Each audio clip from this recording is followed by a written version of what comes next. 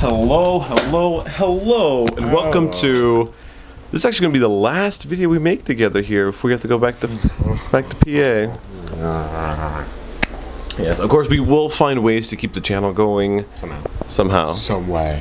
We will make it happen. None of you care, but you know. I'm mostly going to be there at home with you, so it'll be more for my benefit than for theirs at that point. Yeah. Of course, here we're going to talk about The Last of Us. Last of the last. This is going to... Speaking of which, let's just go ahead and get this out of the way. That is such a great name for a post-apocalyptic game. The Last of Us, yeah. Pretty legit. It's a pretty good name. So, going here into the final episode. This is the final, of course, season, spring. Now, when we last left our heroes, they were kind of a little worse for wear, weren't they? Yep. Ellie just stabbed David like a bazillion times in the face. So, yeah, got that. She's pretty traumatized. Yeah. The whole beginning of this, you kind of get that feeling from her. She's a little distant. It's probably, by now, it's been... Yeah, it's been like 4 or 5, maybe even 6 months since he was impaled. So he's a little bit better, obviously, now. Yeah, he's walking around. But yeah, from the beginning of spring, Joel's the one doing all the talking, which is new because if you go back to, let's say, I don't know, summer, he never talked. So kind of flip there. There's still occasional, you can have a conversation here, you can have a conversation there, but... She doesn't have too much to say at this point. Yeah. And it brings me to, we were talking last time about world building. This was probably the best world building moment I ever saw. Even more so than the beginning. For me, this was the young Drake moment. Throughout this game, countless times, you stand next to a wall, you see the triangle button, you press the triangle button, you stand back up against the wall, you put your your hands together and make a little step, and you boost her up. You've done this at least 2-3 dozen times at this point in the game. It's just a gameplay mechanic at this point. You go to do it, and she doesn't show up.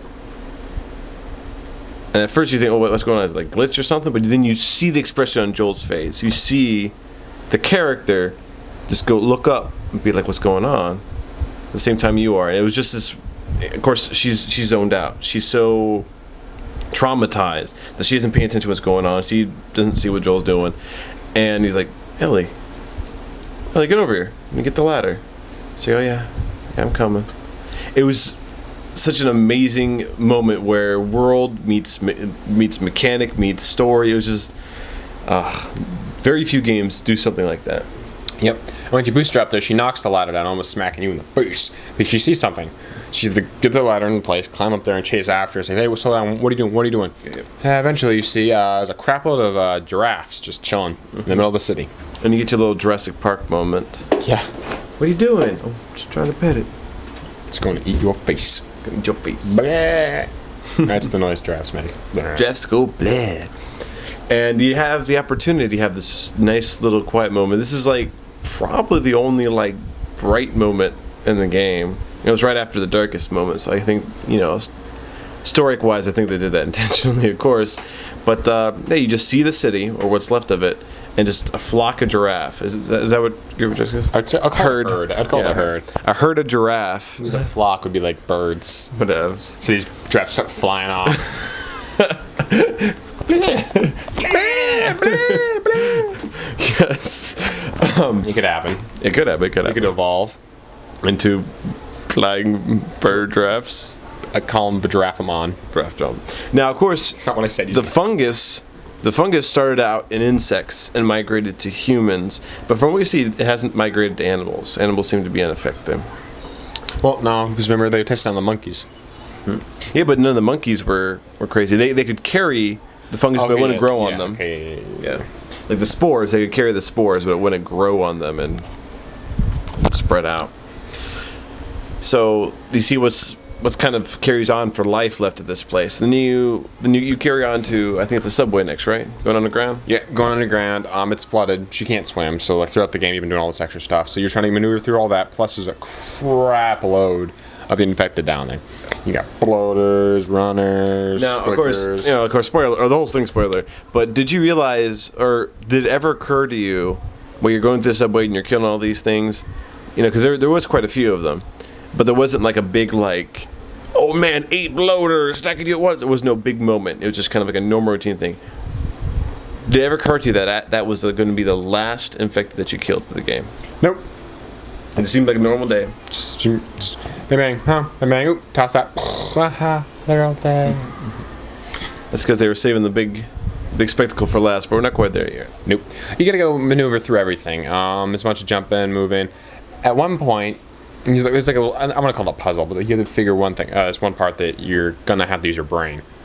But there's a weird glitch for me. You have to jump across, obviously, to continue on, because there's a bus blocking the rest of the way down there with all the current taking you. And I kept trying to jump. The character Joel would just go and drop right off. And the current would take me, I have to run off the side, and kept doing it. Eventually, I was like, screw it. And so I turned my character. I was just going to jump down there. I said, maybe I missed something down near the bus. And I jumped. Okay, I'm supposed to come across. I jumped this way. I got just across. No, I went towards it like this, and my character teleported over here.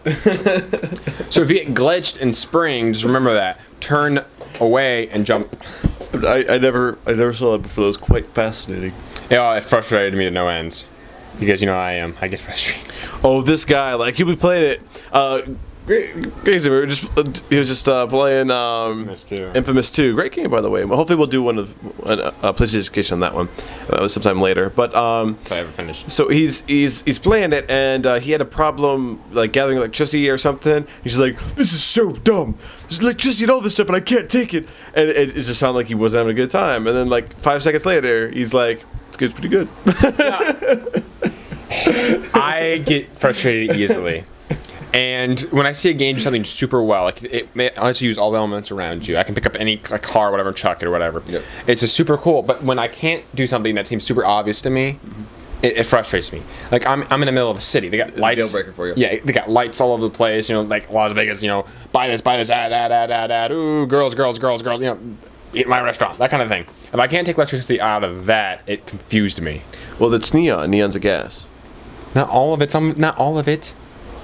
Neon's a gas. Yeah, I know, but not all of it was neon, is what I'm saying. Not all of it's neon? Okay. No.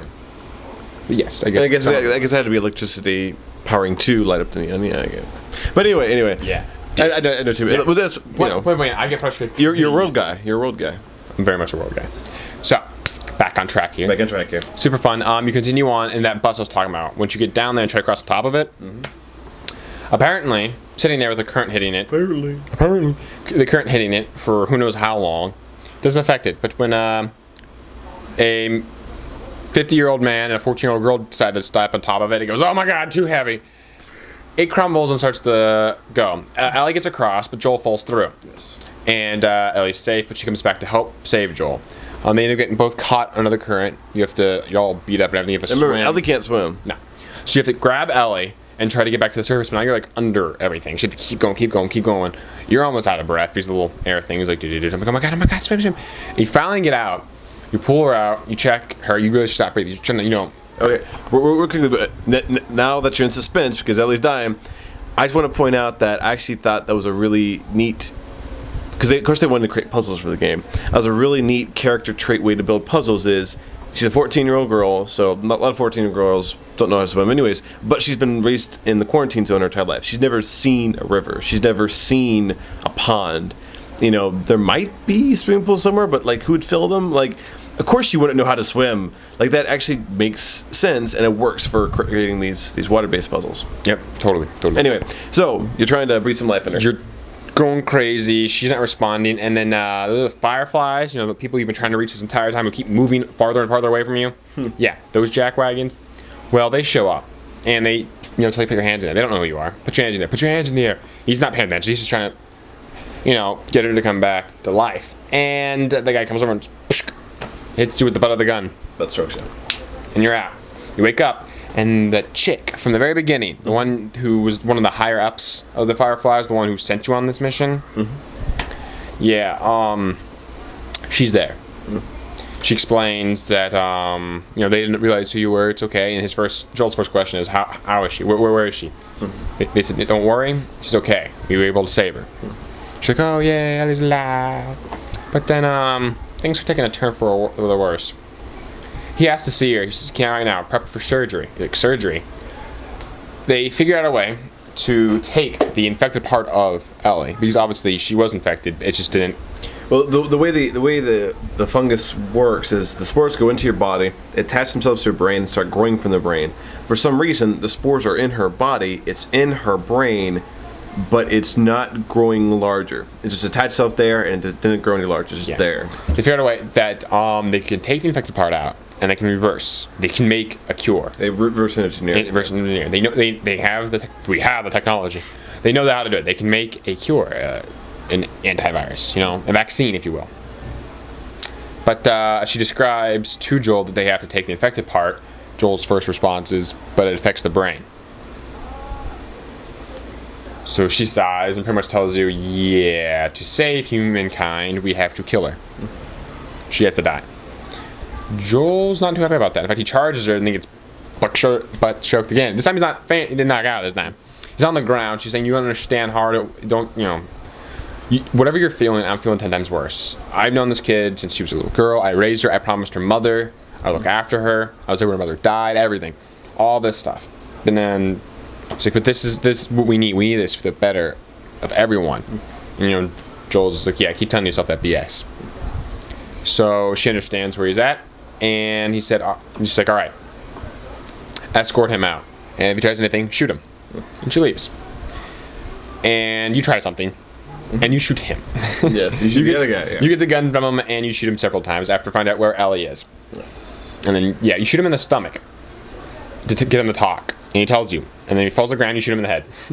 Joel has crossed that proverbial line. As I was explaining to James, there's a lot of games that make you feel like you're in charge. In the Walking Dead, you never had any real influence in the world. You felt helpless in the world, but you felt complete control over making Lee the kind of Lee you wanted. Yeah, you would create Lee into your image if you wanted. But for this game, but for like games like Uncharted, I never felt like Nathan Drake. I'm not Nathan Drake. I'm just experiencing Nathan Drake's story, and it's just whatever. Yeah. And I love those games. Like even in Infamous, you can decide to be good or bad. Yeah. But for The Last of Us, it's hard to describe, but as I'm playing it, I either feel like I'm becoming more like Joel or Joel's becoming more like me. It's really hard to describe. As I think you put it succinctly last time. Yeah. Like I said, The Walking Dead. When you're making Lee like you, and it seems like more you play, you seem to be more like Joel. Like you seem to. It's not so much that okay, this is his story. I'm just playing along. Blah blah blah. No, it seems like you're slowly becoming like Joel. You start thinking like a survivor. Yeah, like perfect. Well, perfect. We're gonna get to my perfect example later in this part. But first off, they hear gunshots. You have to get through the hospital. You literally have to kill every single firefly there. So this is the point in the game where if you had any illusion that you had control over the story, it completely drops. You're going to kill these fireflies. You're going to go through. You're going to, basically, for like the way we put it, you're going to murder dozens and dozens of guys in this building. Yep. And you have no control over it. You have to do it. It's pretty intense. You can sneak past some of them, but it's kind of difficult. And plus, I was on the easier difficulty, and I was getting really good. So I was like, oh, smoke bomb, bang, bang, bang, you're all dead. Oop. Like a little grenade knife thing. Boop, oh, you're all dead. Yep. So that helped. You get closer and closer, and this, of course, comes to my moment I was talking about earlier. You kick open the door, and there's two doctors and a nurse. Yes. They're all telling you to stay back. They're saying you don't understand. This is for the better of humankind. All right. I'm not gonna let you take her. And he grabs a little scalpel. Without hesitating, I shot the guy in the face. Shot the next doctor. Went over, hearing the nurse yell at me and call me a monster. Another word was in there. I shot her too. She didn't die at first. So I shot her again. Then she died. Without hesitating. Jamin later tells me you didn't have to kill everyone. Just the guy with the scalpel. So I go in there again. After, because I played Walking Dead, so I think, oh, maybe I got some choice here. I can choose. Oh, is Joel going to save Ellie or is he going to save mankind? But you don't have a choice. The doctor pulls out a scalpel. He comes at you, and you have a choice to shoot him, or you take the scalpel and you shove it into his face and kill him. And it's like, whoa, that you don't have a choice. Joel has made his decision without you, the player. Exactly. And yeah, he didn't kill the other two people. Apparently, he didn't have to. No, I let them there. Me becoming Joel, I was like, yeah, I'm surviving. I'm saving Ellie. Bang, bang, bang, bang. So in my universe, there's just 2 fireflies left. They're just roaming around somewhere. Yeah. Well, you grab Ellie and you have to make your way out. I wonder if they'll become a couple. It's guy and a girl left. Everyone would be like so traumatized from the event. They're like, "Oh my God, it's each other." They're gonna be in the sequel. Oh, not your sequel. No, they're dead. Anyways, actually, we don't kill every single Firefly because when you grab Ellie, there's a part where you have to sneak out with her, and if you grab by one of the remaining Fireflies, there's only like a handful, maybe a dozen. You obviously get killed, and they take Ellie back. So you have to sneak away from everyone. You finally get into the elevator. You go down, and what's her face is there again? The girl from the start all of this pretty much. She's a gun on you, and she slowly lowers it down, and she's explaining to you that you can still do the right thing. You don't understand. And long monologue, and then it cuts. Joel's just driving away. You're like, okay, what happened? Did he agree to leave Ellie? And you hear a sigh, and kind of someone rolling over in the back seat. You're like, oh, I'm guessing not. Camera turns, and Ellie wakes up in the back. Asks what happened, and Joel's explaining to her that there's actually a dozen others like her. They didn't actually need her, and they can't find a cure. It didn't work. And as he's explaining this, it shows Joel pointing a gun and shooting the one lady, again, who started all this. Placing Ellie into the car, turn back, walk up to her. She's begging not to, don't kill me. He's like, if I leave you, you'd come after her. Boom! Shoots her in the face. You're not going to be in The Last of Us 2. Nope. And so, yeah. Just telling her all this BS about how there is no cure, about how there's other people there, that all those people are still alive. He did not just murder 90% of all Fireflies. So, back at you head towards like the power plant. Yeah, so it goes back to where Tommy and all of them are at, because they've got they've got electricity, they've got electric fence that helps them. There's enough of them and enough armory and food and everything because it's town. They should just stay there in the first place. Yeah, really. But it like you're worried about like the bandit stuff like that. But from a look at the town, it looked like they got everything back up and running again. So whatever the bandit problem they got. They got fixed. The fact that there's no way they're getting in with electric fence and everything. If everyone does their job properly, that is the safest place probably in the entire world now. But people are selfish, so we know it's going to fall apart eventually. Oh, easy. And so Ellie's still not exactly talkative. She's really upset. Yeah. And she starts going on telling you how... Well, and if you remember, when they first met, and they like the very first conversation they had, just the two of them, it was Joel saying, listen, my past is my past, your past is your past, we aren't going to talk about it. Yeah. They've already talked about his. Yes. Now she explains hers. When she was first bit, so was a few of other people, and one of them was her best friend. And they decided to wait it out. Lose their mind together. Be all poetic about it. And, well, she's the first to die. And as you can obviously know, Ellie doesn't die. So in Ellie's, teenage mind, she was supposed to die back there. And she sees everyone around her dying, and she hasn't yet. And I think it's starting to weigh on her pretty hard. Yeah. It's definitely hurting her. She starts naming all the people that died that you were either friends with or you helped out or they helped you out and everything. And, Joel's trying to comfort her and everything, and she finally stops and says, just tell me that everything you said about the Fireflies is true. Everything that happened back there is true. Swear to me. And he goes, I swear. She goes, okay. And scene turns black, and that's how it ends. So, there's two ways to interpret this. I want to hear yours before I say mine. And she says, okay. Does she believe him? No. You think she knows that he's full of BS? Yeah. What makes you feel that way? The way, I don't know, it's the way she says, okay, the fact that his story didn't have, I don't know, it didn't make any sense. The fact that he would just take her, still knocked out from the drugs, just leave. The fact that there's others like her, they couldn't find a cure. I mean, I want to believe it. This might just be testament to the fantastic voice acting and motion capture share on this, but the look on her face, he goes, okay. Like that kind of, just the way it came off, I just felt that. I had one person explain it as she knows that he's lying, but she wants that to be true. And I think that's kind of the way I interpreted that.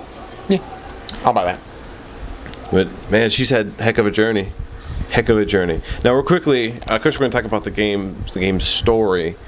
here in this final installment. Real quickly, there's a couple story things I want to hit up. First, I'm not sure if I talked about this videos yet, so in case I haven't, I'm going to talk about it here. I always thought, like, how I felt this was going to play out was, from the very beginning, they put it as, the quarantine government is a bunch of jerks, and the Fireflies are the freedom fighters. I thought it was going to turn out Fireflies were just as bad as everyone else, and I was super convinced in Winter that David and his group was the remnants of the Fireflies. I thought that this group, in harsh winters, got isolated, turned to cannibalism, and now they're the last of the Fireflies. And David, was their twisted leader. And I thought that was what was going to be revealed, and I was like, oh my gosh, that's the best ending I could possibly imagine. Of course, it didn't turn out that way, but No. You didn't write this, man. Yeah, I didn't write this. But the original story, we got word of this pretty recently. Naughty Dog talked about, they had a panel where they talked about the original pitch for the idea. Tess was actually the villain.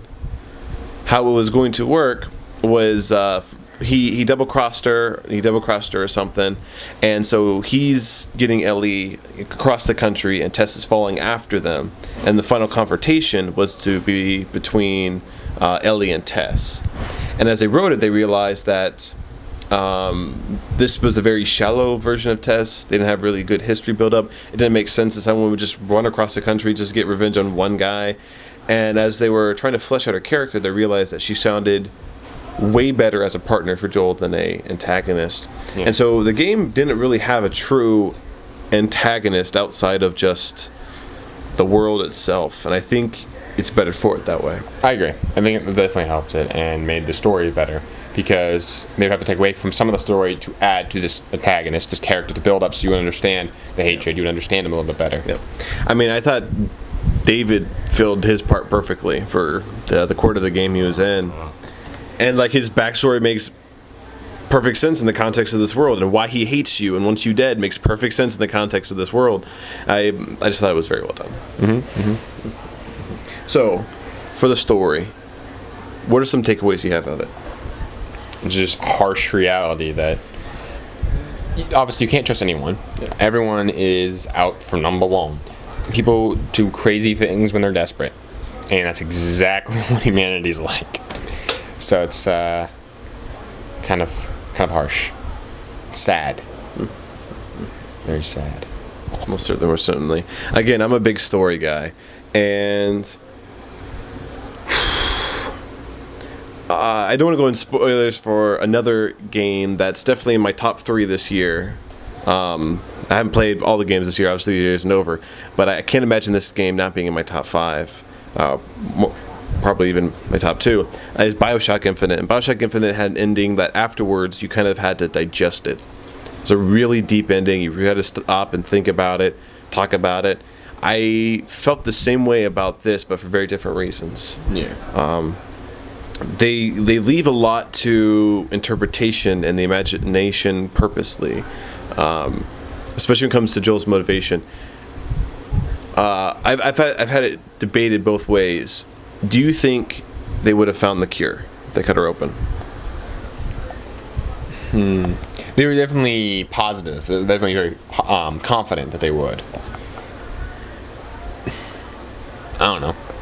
If you read like the journals and listen to the tapes and everything that you can find leading up to it, yeah, it almost seems like they're going back and forth. Like at the one point they'll be like, I don't think this works, and then they have another scientist who's like, oh, this is totally gonna work. You would say I found 2 recordings. I wasn't really looking because I was trying to survive and kill everyone, but the 2 I actually heard were the 2. Yay, we can do this. Oh yeah.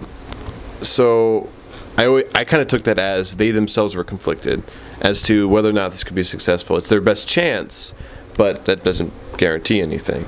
So for me personally, I like to think that Joel didn't care. He didn't care if they were going to be, if it was going to work, if it wasn't going to work. For him, he already lost one daughter. He didn't want to lose another. It's powerful stuff. Powerful stuff. I'd say so. I always like the idea of the father-daughter relationship in video games. Yeah. You don't see a lot of the father-daughter relationship in a lot of media. I think the first thing I saw where I really got a good sense of that was, ironically enough, Gunslinger Girls. If you remember the anime and manga. Okay, yeah. They had a very important dynamic there of the father-daughter relationship, even though they weren't biologically father and daughter. The handler and the actual agent. Yeah. I really liked portrayals like that. Of course, we just had Lee Everett, and his relationship with Clementine. The second BioShock game was about a big daddy and one of the little sisters, and their relationship as father and daughter. And I just really like that concept in games, and I don't think there's enough of it. I think it's, most protagonists are, short-haired white guy, 28 years old, super army vet.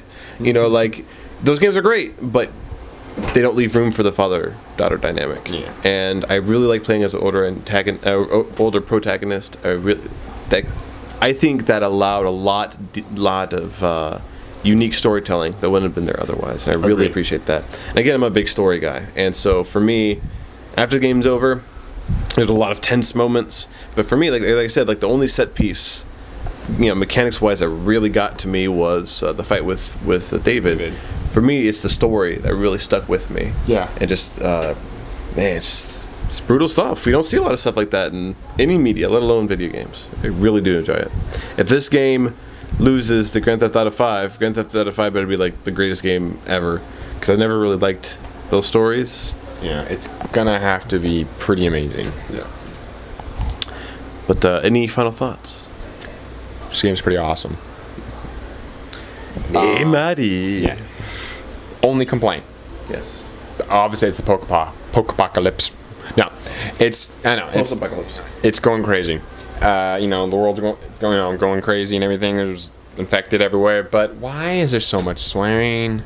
Oh yeah. Like, I understand there's gonna be some, but literally every other word was them swearing. I don't care if it is supposed to Pokepocalypse. I don't care if she's the super BA. The first time I heard a 14-year-old girl utter the F word, I would slap her in the mouth. Yeah. I still can't say it, and I'm 19. If I ever said... I'm almost 19. If I said it, Mom would grab a bar of soap and shove it down my throat. Even if I wasn't even home. Like, if I said it here in Korea, she'd fly over here and do it. Well, supposedly Ellie was supposed to be a little older in the original draft. You said 16. Yeah. That's not much better. They're both pretty much high school. It's going from, going as a freshman or going as a freaking junior. Sure. But for some reason, 14 sounds so young and 16 sounds less young. Well, 16 you can start driving and... Okay, I guess that's what it is. But, no, I really loved her character outside of that. Yes. You don't see... Normally, when they have tough chicks, they're normally like the stupid, stereotypical, I don't need no man. They feel like they have to prove something, so they go out of their way to do things that makes the man look lower. And it's just, you don't have to do that. Just putting it out there, if a guy did the same things, I would call him an a-hole. So why do you think I should respect women who are like that? No. This is the perfect kind of BA. A girl who's tough, but a girl who does rely on somebody because he relies on her too. Yeah. Like, that's how you make good characters, people. That's the way human beings work. All right, so that's my final thoughts. Yes, agreed. This has been our PlayStation Education look at The Last of Us. This is my game of the year thus far. I cannot imagine any game being better than this. If there is, then this is like the best year for gaming ever. But between this and BioShock Infinite, I've had a great year of storytelling in video games, and I really hope we get another year like this, and we don't have to wait till the end of a system's life cycle to get games like this. It's PlayStation 4 better start with some pretty awesome games.